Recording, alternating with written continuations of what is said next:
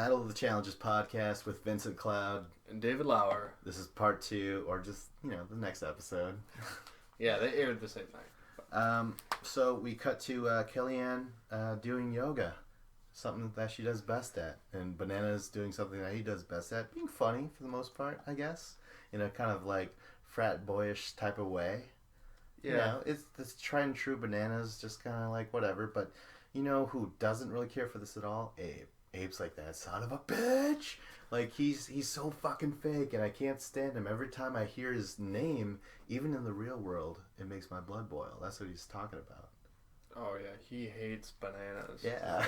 It's great because he's been on the challenge a lot with them. He knows how Bananas plays the game and how he does it politically. Like, yeah, he's good in finals, but he's so good politically with his vet status.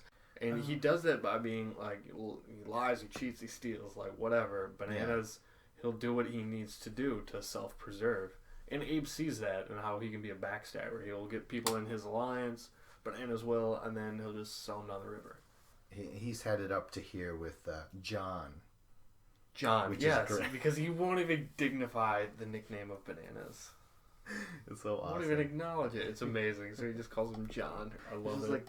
I just imagine young fans watching this where they're just like, maybe they started in Battle of the Seasons and they've watched since then, and they're like, oh, Johnny Bananas. And then comes this old grizzled vet who's just like, his name is John. I knew him back in the day, and they're like, what?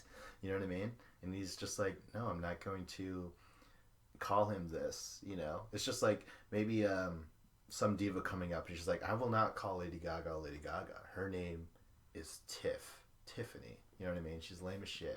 So Lady Gaga's real first name, no, Tiffany? But it just kind of shatters the image right away, just a little bit, And that's what I like. It sounds so stern and just like John.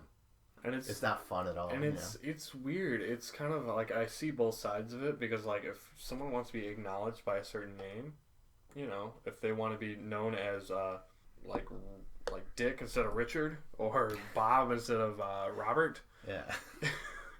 Like, you go with what they want to say, but like Bananas, it's a made up fake name. It's not like the proper name you're trying to. So it's like, it's not that big of a disrespect to just call a person by their real name. Yeah, it's not like Bananas is like a middle name or a last name or anything like that, But it is kind of like with CT, if someone was to call him Chris. Which Bananas does to CT. He calls him Chris out of a slight disrespect, and that's why I love that Abrams throwing it back at him. It's great. And I feel like this episode, did it not seem like Abe was playing the role of Wes? Like, if Wes had come into the house, he would have acted the same way that Abe has acted this episode, other than the Cara Maria thing. Right. But like, politically, he's playing this game exactly how Wes would, because they both hate bananas. Yeah, Wes was like this in Rivals 2. In a way, Battle of the Axis 2, but mostly Rivals 2, where he's just like, I am here to make sure that Bananas does not get a paycheck. You know what I mean? Like, I'm mostly here out of spite because this is a douchebag here. So Abram is kind of fulfilling that role, where it's just like, I'm here with a mission. And Abram, he's got 2 missions. Get rid of Bananas and help Cara Maria win finally, And it's like, that's noble. That's cool. It was very selfless of him, because he's a competitor himself. He could be like, hey, I want to make sure I win. But he's like, no, I want Cara Maria to win. She wants this. Yeah. And you know what? He's a man who's won twice. And he even admitted on Cutthroat, he's just like, the need to win just wasn't there as much. Like, sure, was I winning a lot during that season? That was a natural thing. Was I striving for it? Not necessarily. It's just something that I do. Comes naturally. Yeah. But he's like, I've already won twice. The need for a third win was not even in my mind, really. It's just like, if it happens, it happens. This time, he's the same thing. He's like, I'm not thinking of winning. I'm trying to help out my girl here and get rid of this piece of shit who put my girlfriend in a headlock in Free Agents. Yeah. If you remember that. And has done countless other things. Throwing her into elimination when she has a broken hand. All this other shit. You know what I mean? Oh, yeah. And it's just kind of like Cara Maria kind of forgot about that, because they have this scene later on, Yeah, but it's, Cara Maria, she's the only reason she's been with Bananas is she's doing the kind of the Anissa thing, where she's just, oh, you're a vet in this game, I want to do a vote along with you. And that's what Cara Maria's doing. She's been voting along with Bananas because he's a veteran guy. He's been around before, and they have their veteran alliance. So she's just going with that. But Abe, obviously, he comes up to Cara Maria and he tells her, no, you need to worry about how you can succeed in this game, and John is too strong of a competitor to keep around. Yeah. He's like, you need to vote him in. Yeah, he's like, you got to work with the rookies. Work with Thomas. Get real close with Thomas, Cara Maria. Just get real in there. Or better yet, let him get real in there with you. And she's like, oh my God, Abram, stop. You have no idea how close you are. She's like, don't worry. Got it covered. We're good. Oh, man. Well, it's funny because Abram gets to do the clue scene where he's like, hey, everybody, it's a clue. And he's acting all like fucking weird and shit. It was great. I loved it. And he's like, after all that, he's like, oh, you got to connect with your teammates, blah, blah, blah. He's like, let's all fuck each other. Let's give each other massages. I'm looking at you, Thomas. And Thomas is like, and everyone just like, it was an amazing scene. It was great. But it made sense because it seemed like Abe vibes with Thomas a little bit. Like they kind of get along because they both have that kind of sense of humor where they're kind of funny and smart guys. So I feel like they kind of get along. The same reason that Cara Maria was attracted to him. Like, if they were a couple and they were looking for a three-way, Thomas would probably be the kind of guy that they would hang out with. But he doesn't realize anything's going on or anything did go on. But, like, it seems like he would like him, so that's why he includes him on the joke. But, like, he does not understand the backstory that he's missing there. It's so cringeworthy. It's awesome. Part of me felt that he kind of knew. He's already seen everyone look at him and at Thomas. Part of me felt like he picks up on something. He knows that something there. That's how I felt anyways, you know? That's a great observation. I didn't notice that at all. I didn't think of that, but it could be possible. It totally makes sense, though. I don't know. It totally makes sense because you have to think that he has to sense when people like look at him. Anytime they're in a room together, I'm sure he walks in and then people like look at Thomas, look at him.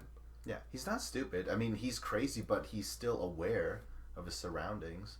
Let's get to the mission of the day. I don't know what it was called at all, but that's where you're wearing these hard hats, and they got these like what is it that they have on their heads? Oh, it was called Family Connection. Family Connection, right?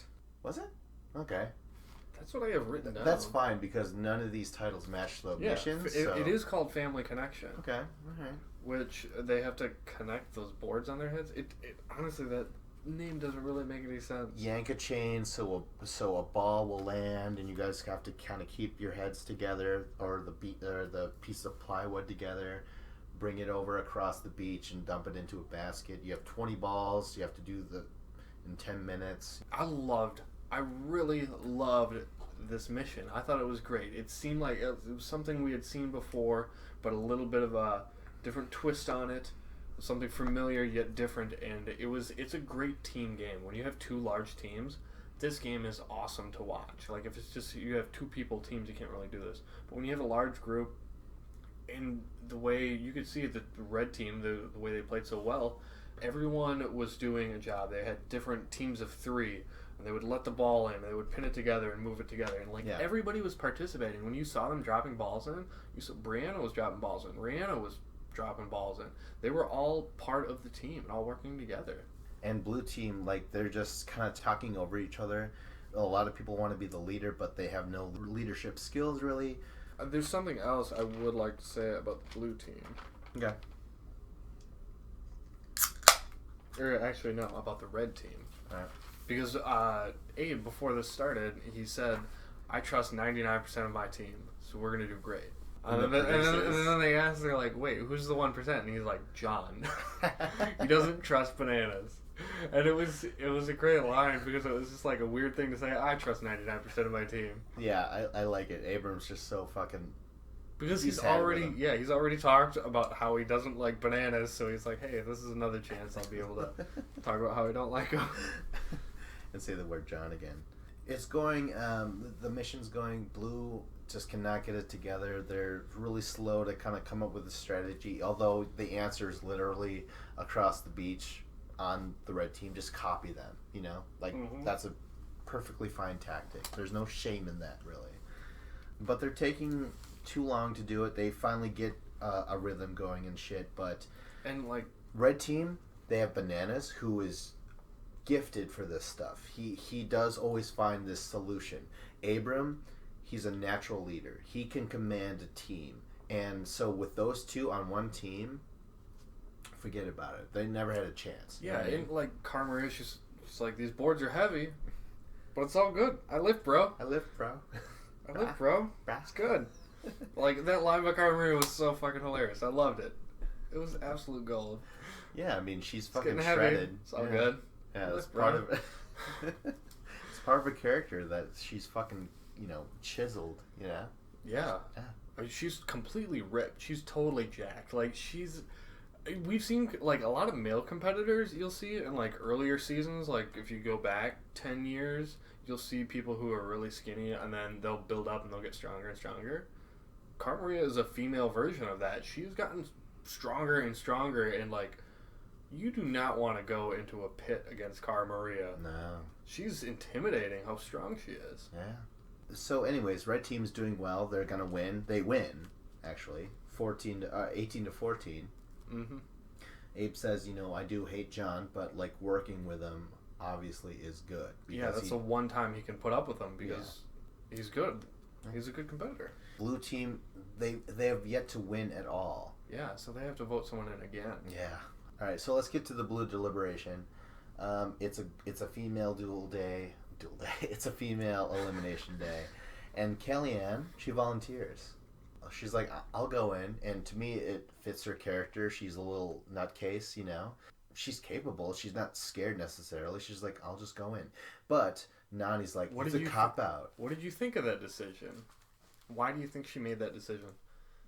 There's two different things. See, okay, Nani says it's a cop-out to save her the embarrassment of getting voted in unanimously. Yeah. And Anissa says she votes herself in, and she hates me. So I'm kind of nervous. So it could be either one. It could be both. Maybe she's like, I don't want to get voted in.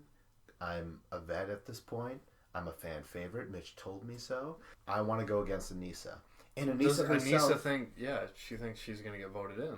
Anissa, once Kellyanne votes herself in, Anissa, this person who's like, I demand respect. I'm a vet, blah, blah, blah. She's like, I'm nervous now that she's in there. Because she does not like me. She was very scared. Yeah.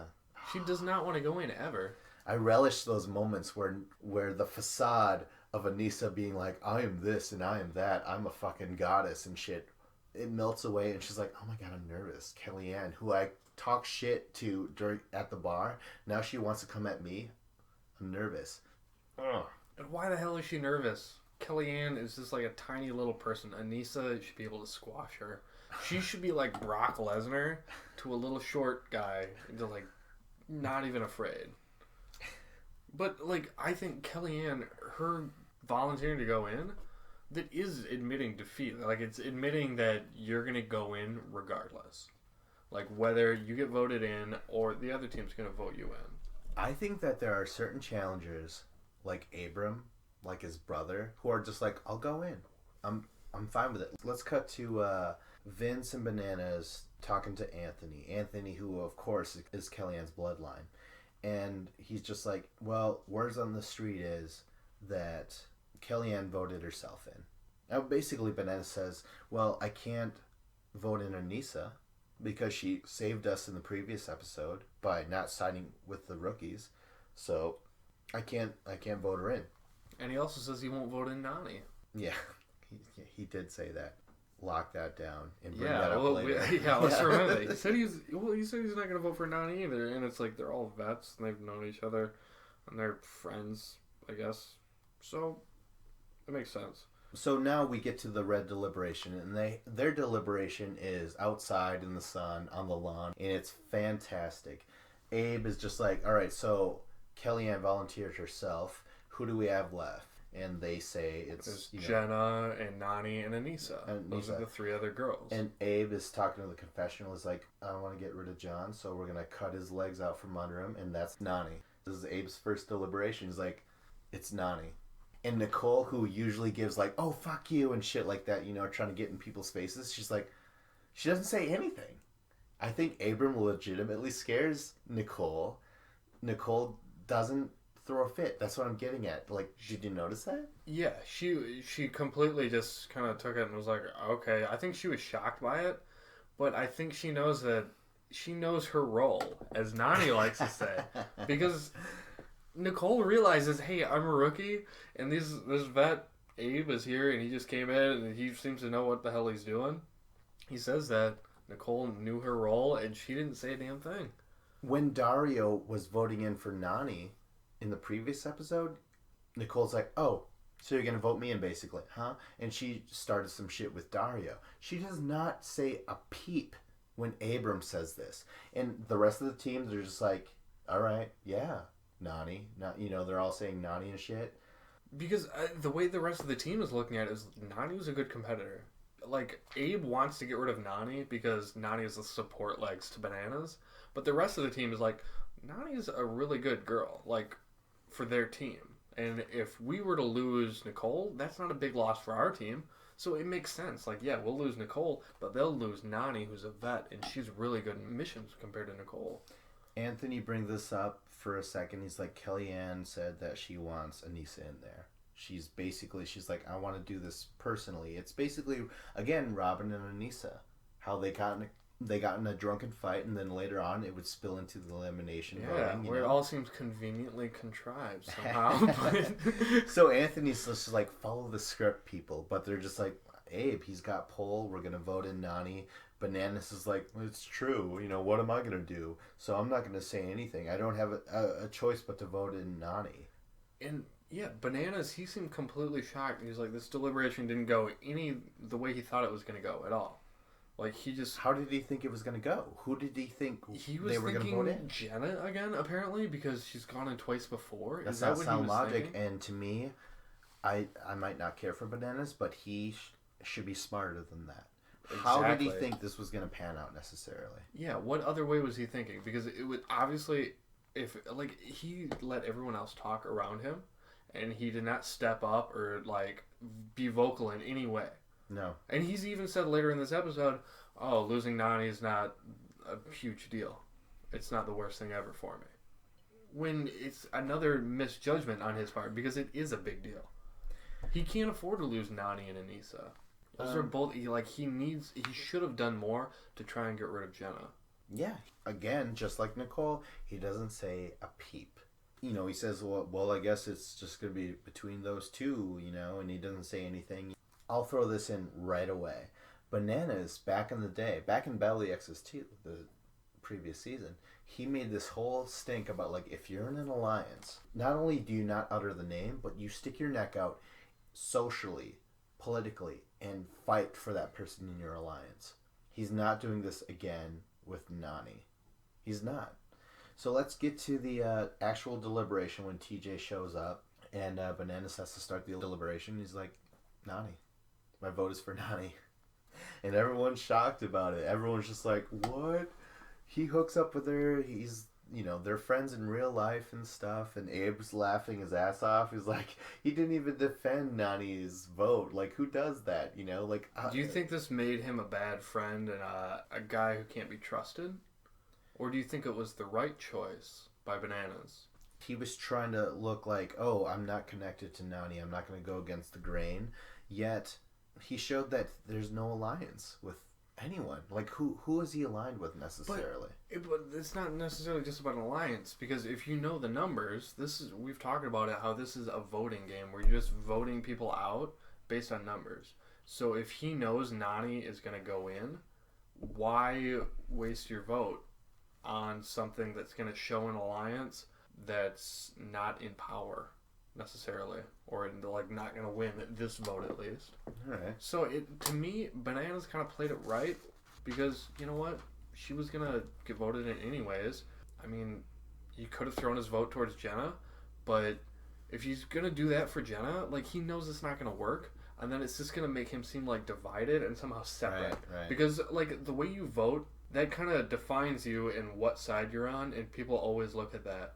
And he wants to go along with the company line. So I feel like it is the smart move for him, but it is underhanded and shady. Yeah. And sometimes the underhanded, shady thing is the right thing to do for yourself personally. Sometimes you have to, and he has to know Nani and Anissa eventually both of them are going to go home. You know, maybe he wants both of them in the final with him, but obviously he knows that one of them is going to go home eventually, and he's already made peace with it. Like, he doesn't care. And that kind of does show his friendship factor, where it's like he doesn't care. He's like, it's about him. Yeah. But that's kind of the right thing. It should be about you. If you want to win a challenge, you have to be a little selfish. Well, that's the whole point. They're trying to make this big deal about, like, oh my god, Bananas made this totally out of left field vote and voted against Nani. I'm like, no, that's Bananas to a T. The whole idea, his whole premise is don't trust him. He'll do whatever it takes to get to the end. Now, a lot of people are like, wait a minute, wasn't he loyal to Evan and Kenny and Derek? I'm like, yes, but anyone else outside of that, he doesn't care. He's told Paula countless times that they're in an alliance, Nani, Camilla, people that he's slept with, but that is not the JEK alliance, plus Derek. Yeah. That's the only three that he's ever been loyal to. But when he was loyal to Kenny and Derek and Evan, I really felt like the reason he was loyal was because he viewed himself as slightly inferior. Those guys were taking charge of that alliance. They were the vets, and he was the clinger, like Nani or Anissa. Yeah. Like, he was just there, and now he's on the other side. Now he's been around long enough where he's the one pulling the strings. Yeah, in terms of, like, the Three Stooges, there's Mo, Curly, and then there's Larry. The guy who's just, like, not as important, you're just kind of there, and that who Bananas was, you know? I always thought of him more as a Shemp, but... Yeah. Well, Derek is the Shemp, just unappreciated, although he's an integral part. No, that's not right. That doesn't work. I think there was a director who directed all of them, and that could have been Derek, but Derek's not the brains. I don't know. This all falls apart. Maybe we don't need to go with Three Stooges. Maybe we should go back to Four Horsemen and just call them that, because that seems to be our... Oh my god, yes, of course. That makes way more sense, actually. Okay, yeah, we have 2 Four Horsemen alliances now, so keep track of that, people. God damn it. You have the Rookie Alliance, and then you have the JEK Alliance. Or, how was it? What? The JEK. JEK, yeah. Okay. So Nani is just like, oh, I can't believe it. You know, why not show some character, at least stand out and say, like, hey, I'm willing to defend my friend no matter what. But Johnny doesn't do that. Nani's crying. Typical Nani move. When she's talking to Nicole, who's eating Cheetos, Nani's like, well, thank God that you're here with me. And Bananas walks in and he's like, well, I'm glad that you're here with me too, Nani. It's a joke that you knew was just going to make her blood boil. Why fucking say it? Like, he's such a douchebag, you know? She's trying to be consoled with Nicole, and he walks in, he's like, he was being such a douchebag. He's like, oh, I'm the bad guy. Nicole's like, eat a bag of dicks while I eat this bag of Cheetos. Yeah, and the thing is like, after what had just happened, he knew there was something going on, you know? There was a rift between him and Nani because he voted her in. Mm-hmm. So he should not have gone in that room. He shouldn't have not even had an encounter with him. Yeah, but there was something more important than just that. He had to get to his bag because obviously he had something very important there. Yeah. He opens the bag, unzips it, comes out a blow dryer. Yes, it's very important. He just got out of the shower. He needs to blow dry that hair. That's utmost importance before you go to bed. Not only blow dry it, but straighten it as well. Yes, with a flat iron. Come on. And you'll see in the interviews this season, or this episode and last episode, he does seem to have a red spot on his forehead. Now, is this because of the flat iron, maybe, or a curling iron, or a blow dryer? He burned his forehead? Is that how that bump got there? Because you can see in the interviews on, like, his forehead, you saw, like, a red spot. Right. And it was like, did he get conked in the head with something? Maybe it's a burn. Yeah, I assumed it was from the mission. I did not know it was for the sake of style. Yeah. For the sake of fashion. But, like, it could be that. It could be a curling iron accident, but we don't know. We see in the next episode, CT and Zach are going to show up. Maybe CT starts smashing some heads, and that's how Bananas got that mark there. You know, we don't know. It's all speculation at this point. Let's cut to the bar. At the bar, Kara's like, I feel like I'm off my game because Abe's here. I feel like pressure pushing me down. Like, she's consoling to her bloodline Jamie, who, by the way, is like, oh my god, I forgot Jamie was on the show. You know, they're talking, and she's just like, oh, now that he's here, I feel off my game. Well, first of all, you probably feel off your game because you're racked with guilt. At least you should be, because you were fucking cheating on him, as far as we can tell. You're obviously, you feel guilty of something. That's probably why you feel like, oh my god, why is he here? It's not necessarily that you want to play your own game. I guess it is. You are playing your own game, but you're, throwing that cooch around. Yeah, and the thing is, like, everyone can debate, did she cheat on him, did she not? Ultimately, like, to me, maybe I'm just a little bit conservative, but I feel like you don't have to kiss with someone or have sex with them to be cheating. Just like, if you are in a relationship with a guy and you go out and you kind of try and get like a emotional relationship with another person, even if it's just flirting, even if you're not doing anything physical, you make that emotional connection, that's almost more meaningful than a physical connection. Like, Cara Maria, whether you kissed him or not, or had sex with him or not, you still kind of cheated on Abe, because you were recreating, like, special feelings for a person when you have that person at home. So I feel like Cara Maria was cheating, any way you look at it. Let's cut to someone else talking about relationship shit. Nani's just bitching about Bananas while he's having the time of his life, it seems, at the bar. Nani's just like, everything I do was to benefit Bananas. Like, I feel so stupid because I put our friendship above them. And of course, Anissa and Nani, for some reason, are the bestest of pals now. Even though, remember when Nani and Nicole were voting directly against Anissa and Anissa was pissed? Now they're fucking besties. One day to the next, they have different feelings for each other. I guess it's just how girls operate. I mean, I don't know. Maybe it's something to do with the voting system, though. Because one week you're voting against each other, and the next week you vote with each other, so suddenly you're... They just ride the feelings. They ride the train. Yeah. And then all they know is after the next mission, maybe... Because it all depends on how the other people in the house vote. That's how their votes go. Nani and Anissa. They don't really stand on their own 2 feet politically in this game. They kind of are hanging on to other people in their alliance. So depending on how the voting process goes, that determines their friendship? Yeah, it basically manipulates their every thought in action. It really sucks for them because it's like, just be your own person, alright? But instead, they love Nani loves Anissa. Oh, she hates Anissa. And it's like, oh. Back at the house... on this grainy black and white footage, one of those cameras that are just kind of stuck in the corner of the bedrooms with the bunk beds and shit. Yeah, almost like a security camera. Yeah. Black and white. Yeah. Is that post-production? Or is that actually a camera they set up to be black and white? I think it is, because Bananas, for some reason, thinks that that's not a camera or some shit, because he's talking to Nani. He's like... No, he knows it's a camera, and that's why he was hiding out of view. But his voice is still getting picked up. That's the crazy part, because he's talking to her. He's like, "Listen, they mic that house. Like, even if you're not wearing your microphone, just because you don't have it in your back pocket, they still have every room mic'd." Exactly. He's saying, when this episode comes out and Hannah sees this, Hannah, his Olympic snowboarder or whatever, girlfriend. His girlfriend's an Olympic skateboarder? Snowboarder. Wow. Yeah.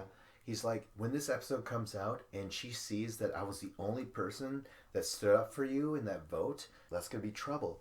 And to me, I'm just like, bullshit. Really? You think that's bullshit? I think that's completely true, and Bananas is whipped as fuck. It's real, and it's a really good reason not to vote for Nani. It is kind of nice and convenient, because he is trying to save face on why he voted in a person who's been his friend, and like they've had a relationship together. They've voted with each other this entire season.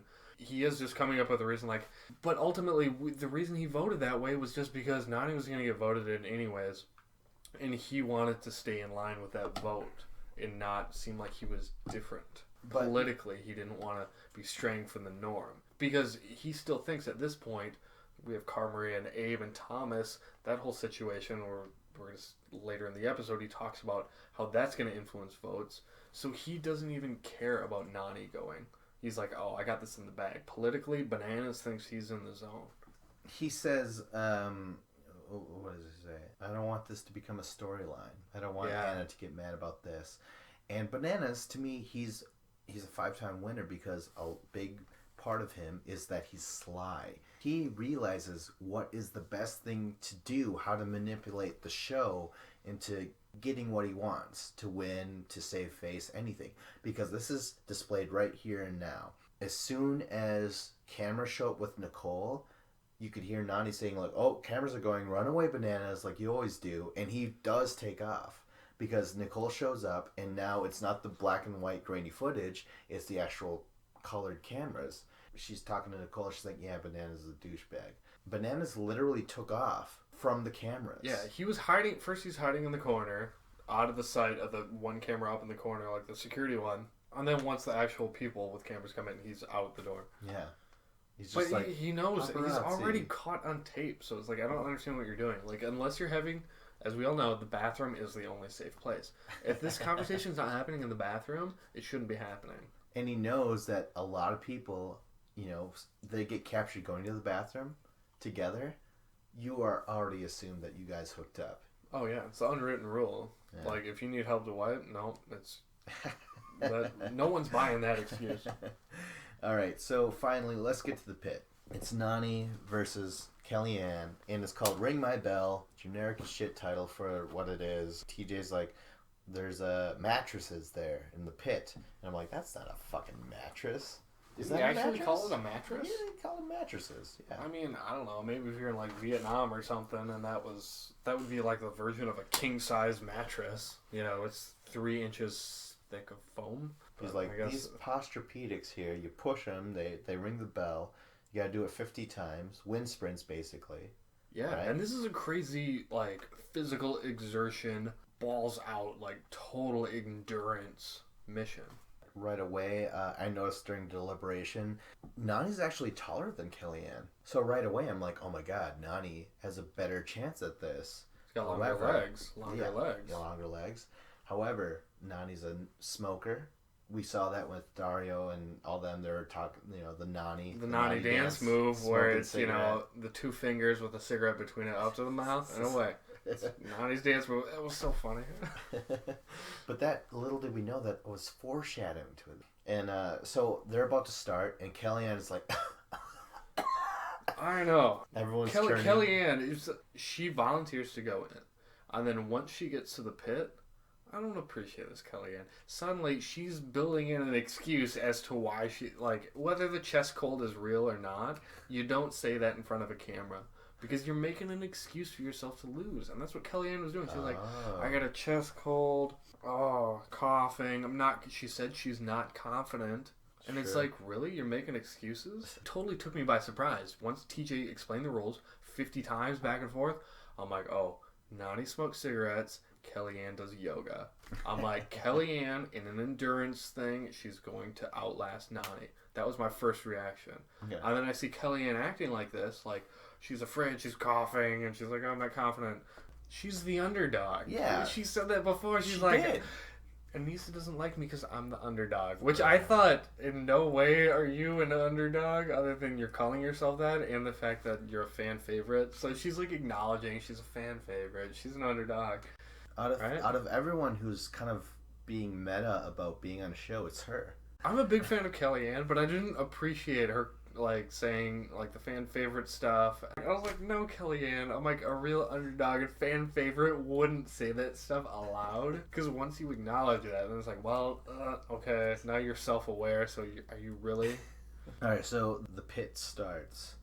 And right away, Nani has trouble hitting this mattress to hit the bell. She just can't understand it. So she messes around for it for a while, and Kellyanne's just kind of gets a lead.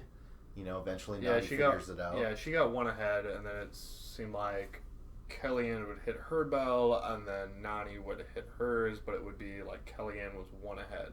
Nani hit a couple times where she would push, the bell was on the far left side, and she would push the far left side, but you needed to push it right in the middle so the far left side would hit the bell. Otherwise, she was bending in that side of the mattress, and she would bend it in so far because she was pushing the left side that it wouldn't touch that bell, and then she got messed up on that a couple times in a row, and Kellyanne just kept pushing right in the middle, and it worked fine, and Kellyanne pulled out to a lead. You mentioned how she should have done it. It was actually, I think it was Bananas who was coaching her through all this. He was like, you have to hit it on the center and shit. So yeah, he was saying, hit it low. Yeah. And she would get so far low and underneath it that she ended up pushing that lower portion up and over the bell and over to the side. And it was... Banana's coaching wasn't that great. Well, either way, he's trying to help her, and she's like, when I win, I'm going to come back and, screw over Bananas.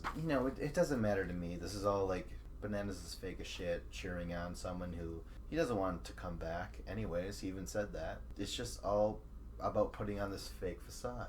So finally, Kellyanne does win. She wins. And, when I was watching this, I really enjoyed this challenge because it was all about endurance, and it was a one-on-one competition, but it was a little more complex than just pushing on a door against each other that we saw in the last girls' elimination, where it's just like, okay, we're just seeing who's bigger and stronger, and Jenna was bigger and stronger than Camilla's bloodline. I forgot her name already. So long. And it's interesting that with Kellyanne and Nany being almost more similar in athleticism, are given this sprinting thing, when really, had they done the door challenge and just pushing against each other, that would have been a little bit more interesting.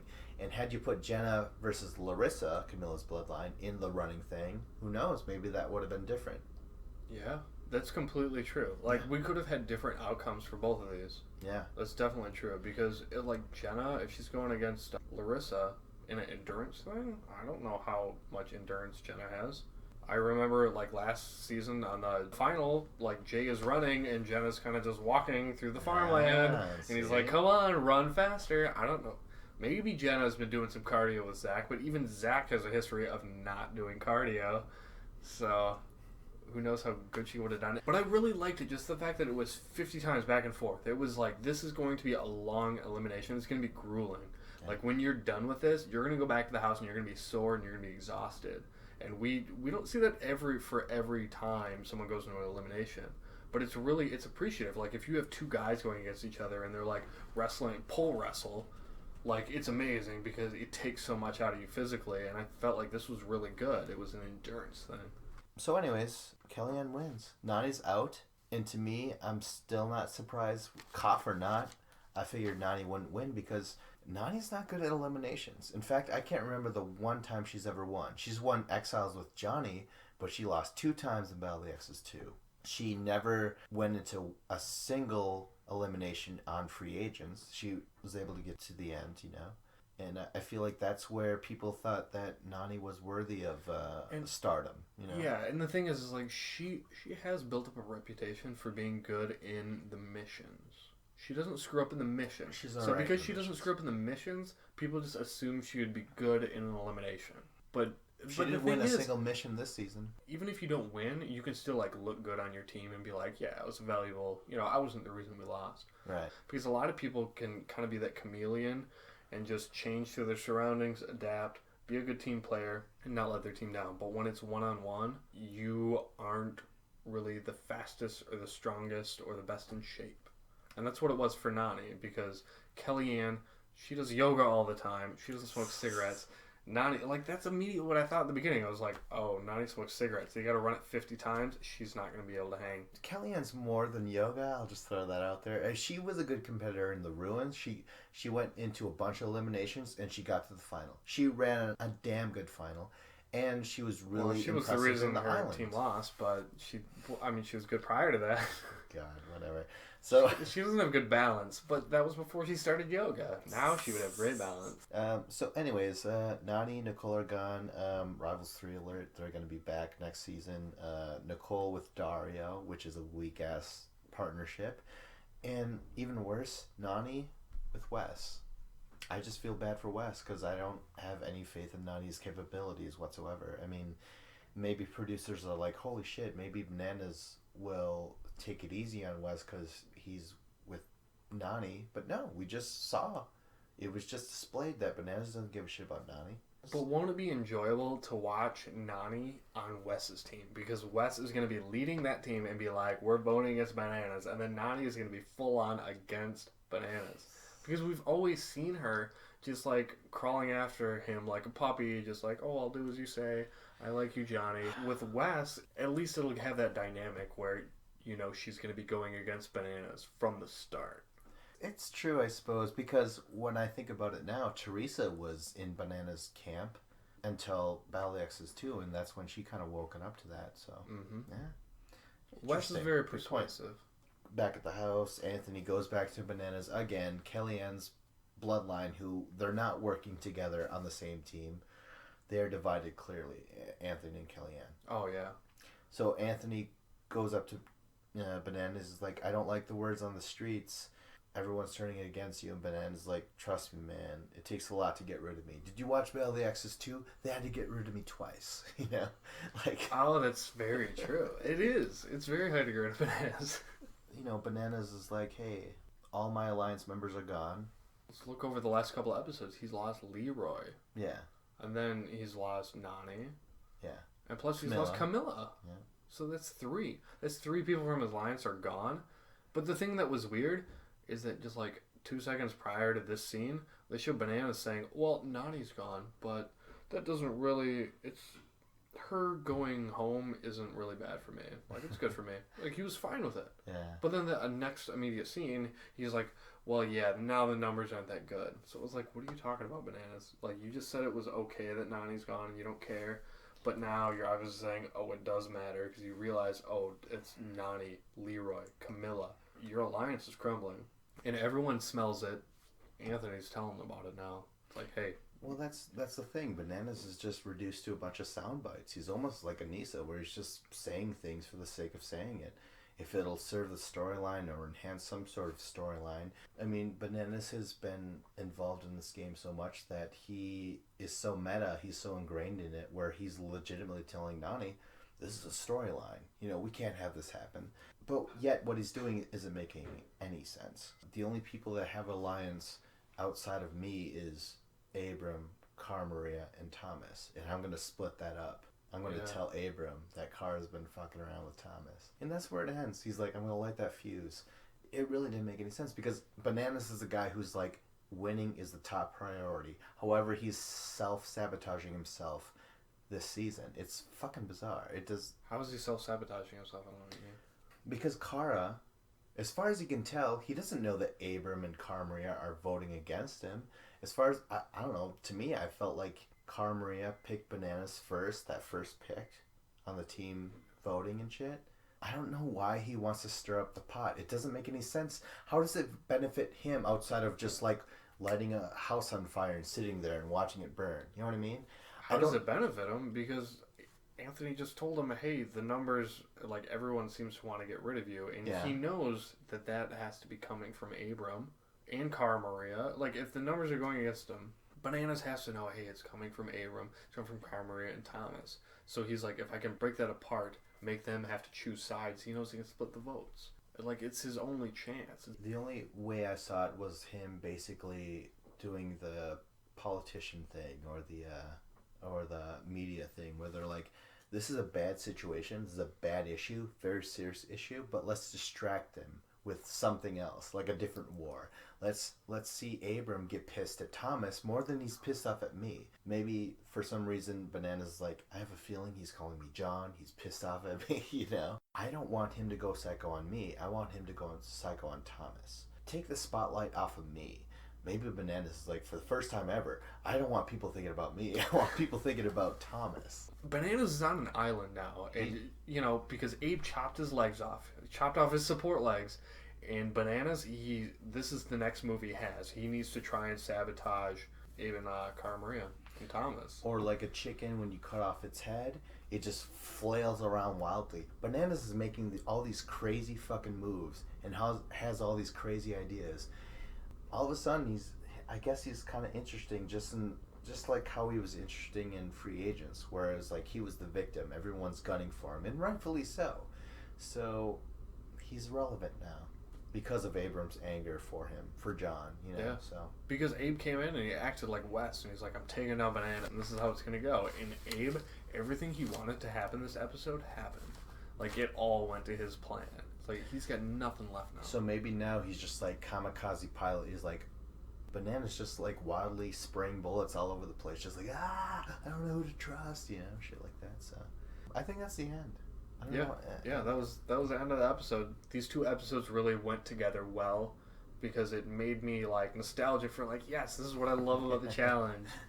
Like, I was really excited about this. I don't know why, like, the last couple of episodes, because of the to be continues, it kind of threw me off, and I wasn't enjoying it as much. But this back-to-back, it really got me invigorated again and liking it. It's true. Yeah. We've mentioned this before, how we watch an episode and we hate it, but we have to watch it again for the notes, and then we're like, there's something there. But these 2 episodes, the fact that they're back-to-back, it got us excited again. I'm back in this season. Oh, yeah. I'm really excited. Yeah. I'm excited for next week. Well, that's it. This is Battle of the Challengers podcast with Fitz and Clad. And David Lauer. Know your role.